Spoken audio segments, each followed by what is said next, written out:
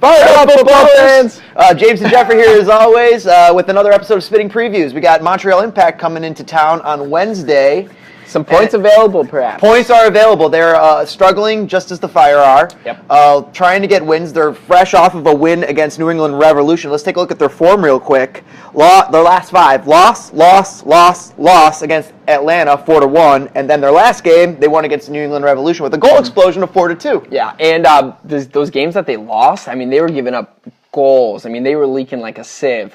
3 goals, 4 goals, 5 goals. I mean, they've been letting up some goals. I might sum this team up. They have Piatti, and they're really leaky in defense.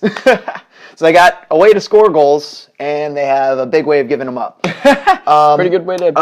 Let's go through. They're coached by Remy Gard. Their starting goalie is Bush. Chicago Fire fans might recognize the goalkeeper Bush, but it is not John Bush. It is, in fact, Evan Bush, who did play for the Chicago Fire Premier way back in the day. Might have been a Tuesday. I'm not sure about that. Or Monday.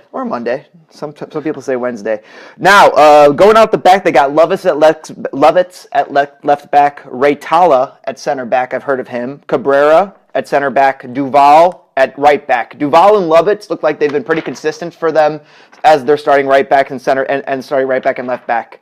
Taider, Taider, Tater. He's been playing very often this year. They have a middle of the field player named Piatti. That's really confusing. Or Piet. That's so confusing. They have Piatti. Piette. And Piatti? Piatti and Piatti. Ugh. Hopefully they're not similar numbers. They got a player named Silva over on that right mid. So They play a 4-3-3. So that was their mids. And their forward core is Piatti out on that left side.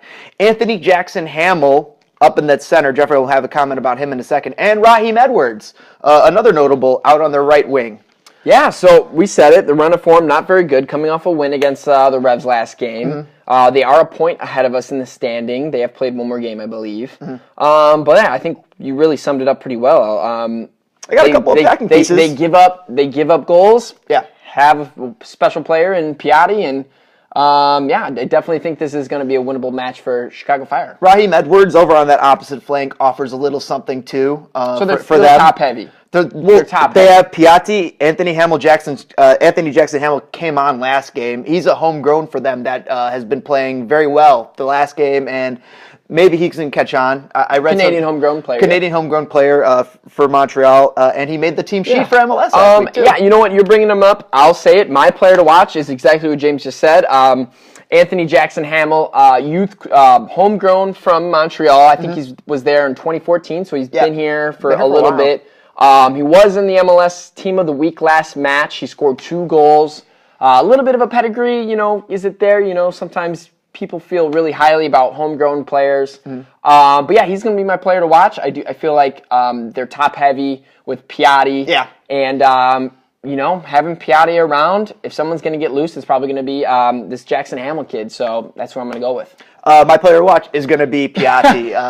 That's going to be easy. If he's playing... Wait. Piatti or Piatti? Piatti might feed Piatti, but Piatti's the one who's going to be either getting all the assists or getting the goals. Yeah. He can create. He's dangerous. He's the danger man on this field that we're going to have to actually watch out for. Past that, I think the Chicago Fire can go aggressive against this lineup. Yeah. That we're on short days rest. I think they're on short days rest with middle of the week battle, and we're at home, and we're coming off of a pretty solid performance against an ATL team that was definitely just better than us, but still having that solid of a performance definitely going to be helping out the mentals for the lads. I think the Fire have been turning a corner, and especially a game against Montreal, a team like Montreal Impact. I mean, this could not come at a better time. I mean, they're at home. Things are looking a little bit better, so hopefully they come out with a consistent lineup. And we're at home. Home is a fortress, at least it should be. And we score 1, 2, 3 goals. I mean, like I said before when we started this episode, these guys were giving up 3, 4, 5 goals. Even the game they won last game against the Revs, they gave up 2 goals. So I mean, they leak like a sieve. This should be a game where we got to see Nikolic get on the board. Nico is due. We got to get Nico on board. Players like Katai, and then maybe some other secondary scoring. And we need secondary scoring. Let's get away from the goals. Let's get some assists. Our assist totals are just low.